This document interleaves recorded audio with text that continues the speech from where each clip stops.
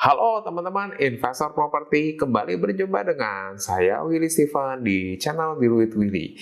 Ya, pada kesempatan kali ini kita udah bicara ya sebelum-sebelumnya ya, maksudnya kita udah bicara tentang bisnis cost, tapi pada kesempatan kali ini saya akan bahas dari sisi lain, yaitu tentang strategi pengembangan bisnis cost-nya itu sendiri. Nah, kalau kita bicara pengembangan ya tentu aja ya kita harus pastikan setiap properti rumah kosnya itu bisa beroperasi dengan lancar tanpa gangguan ya. Karena bagaimana kita bisa katakanlah mengelola 5, 10 atau 20 atau 50 rumah kos sekaligus, tapi katakanlah di satu yang kedua aja masih banyak masalahnya. Itu menyebabkan ya kita pasti ya terhambat dan terganggu ya.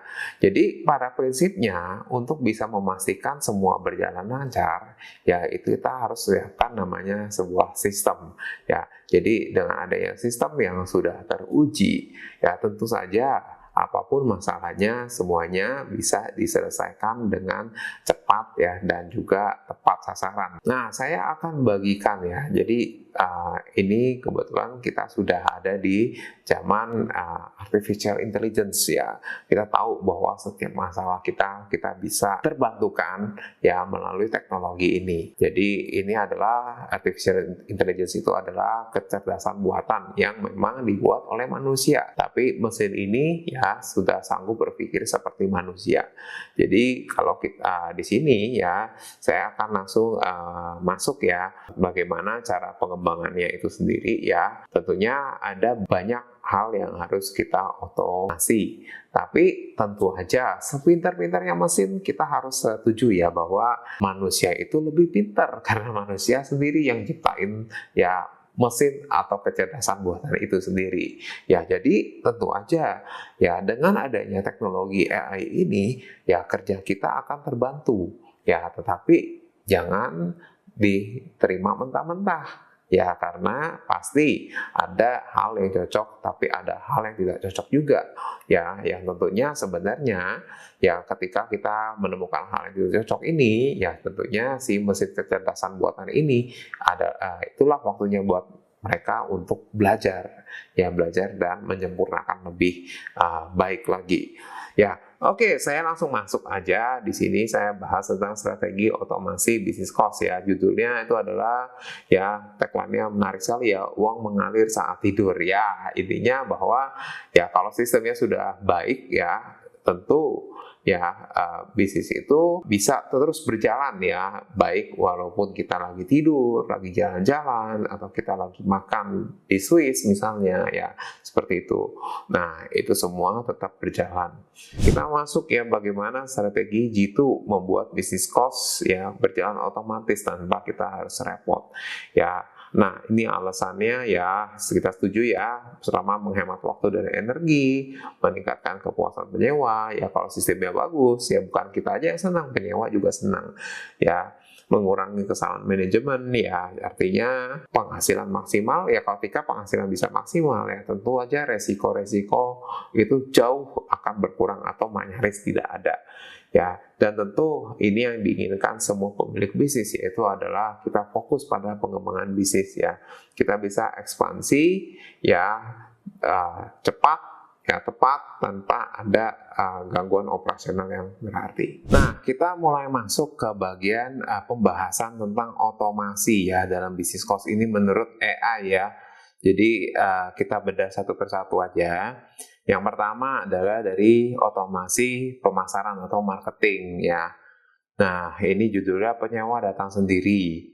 Ya, bisa ya, asal semua bisa disetting ya. Tapi tentunya juga kita harus pastikan juga ya ketika kita awal bisnis kos itu ya bangun rumah kos gitu kan, apakah memang lokasinya merupakan lokasi destinasi dari penghuni kos itu sendiri. Ya, tentunya ini tidak sendiri ya, tentu harus melalui riset mendalam juga dari kitanya. Nah, gunakan strategi pemasaran digital ya, betul. Jadi ini penting. Nah, kemudian strateginya apa aja? Google Maps dan Google My Business ya, setuju banget ya, karena kalau ya di era sekarang rumah kosnya tidak ditemukan di Google ya itu masalah ya. Jadi gimana ada orang mau sewa kalau rumah kosnya aja tidak bisa ketahuan gitu. Tentu aja ini dari sisi online. Kalau dari sisi offline-nya ya kita bisa pasang spanduk atau papan di sekitaran jalan-jalan situ ya. Nah kemudian lanjut lagi website atau landing page sederhana. Calon penyewa bisa melihat foto, harga, dan fasilitas. Ya, website ini bisa juga kita ya upload ya untuk listingan tentang harga, foto, dan detailnya.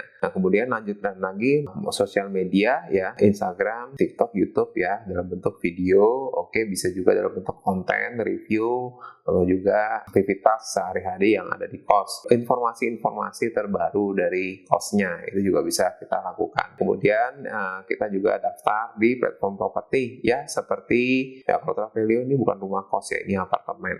Nah, Mami Kos bisa, ya OLX bisa, nah Airbnb itu bisa dan tidak bisa tergantung jenis rumah kosnya. Ya, jadi ini penyewa bisa langsung booking online atau juga bisa menjangkau WhatsApp dari kita atau admin ya. Dengan adanya video tour atau video short ya, biasanya ini akan membuat ekspektasi dari pengunjung atau audiens itu bisa langsung tergambar dengan jelas ya. Jadi dia tahu bisa mendapatkan feel-nya. Walaupun memang pasti biasanya orang akan tetap datang survei langsung juga gitu. Ya, kemudian kita masuk ke bagian poin yang kedua, yaitu tentang otomasi reservasi dan pembayaran. Jadi ini juga bisa dilakukan dengan cara ya sistem yang kita sudah persiapkan. Nah, kalau di sini ditulis tools-tools yang bisa digunakan itu bervariasi dari Sendit ya, kemudian ada OVO, GoPay ya, kemudian juga sistem auto debit di perbankan. Ya sejauh ini ya kita menggalakkan aja sih, penggalakan dari sistem reminder yang kita dijalankan melalui sistem administrasi yang udah kita buat. Ya kalau untuk auto debit kita nggak pernah jalankan ya, karena ya tentu aja itu akan melalui prosedur yang melibatkan perbankan juga. Nah kemudian untuk pembayaran juga, nah ini biasanya kita juga padukan dengan teknologi smart home ya, dimana kita bisa kontrol ya kamarnya itu dari jarak jauh, baik dari sisi misalnya smart lock yang ada di pintu kamar kos ya, kemudian juga selain itu dari internet yang bisa diakses dari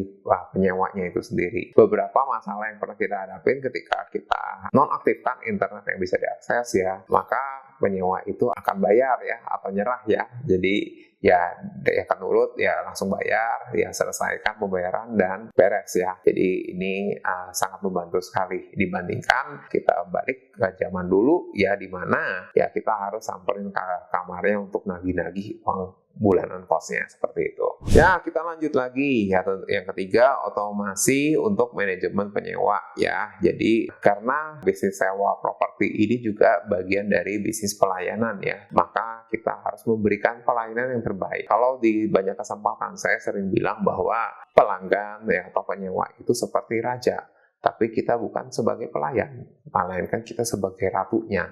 Ya, jadi ini juga sangat jelas bahwa ya kita harus menomorsatukan penyewa, tapi dengan cara-cara yang sangat elegan ya, dengan cara yang benar-benar paling disenangi gitu.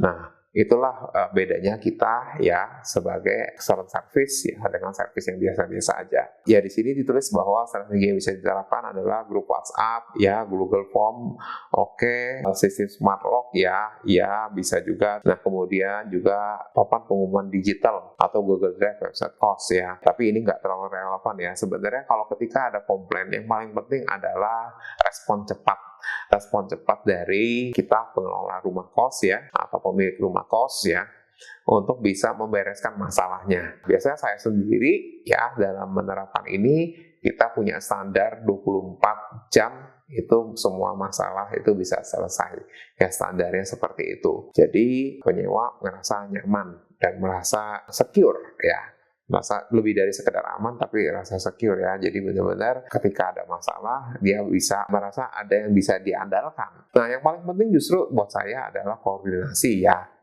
antara tim pengelola ya, baik dari pengurus rumah kosnya atau dalam hal ini penjaga, juga dengan tim-tim yang bisa membereskan masalah itu sendiri ya. Itu yang paling penting sekali untuk dipastikan bahwa ini semua berjalan dengan lancar. Nah, kita sampai di poin yang keempat, yaitu adalah otomasi perawatan properti ya. Ya, salah satu fungsi dari manajemen properti itu adalah melakukan pengelolaan untuk semua barang-barang yang ada di dalam bangunan itu sendiri. Ya, jadi termasuk itu AC, lampu ya, dan lainnya ya, termasuk internet ya, termasuk juga dari sisi bangunan juga sebenarnya ya. Dari sisi bangunan itu kan pasti ada kerusakan-kerusakan yang mulai terjadi dalam bentuk-bentuk yang kecil dulu ya, sampai kerusakan yang mulai membesar.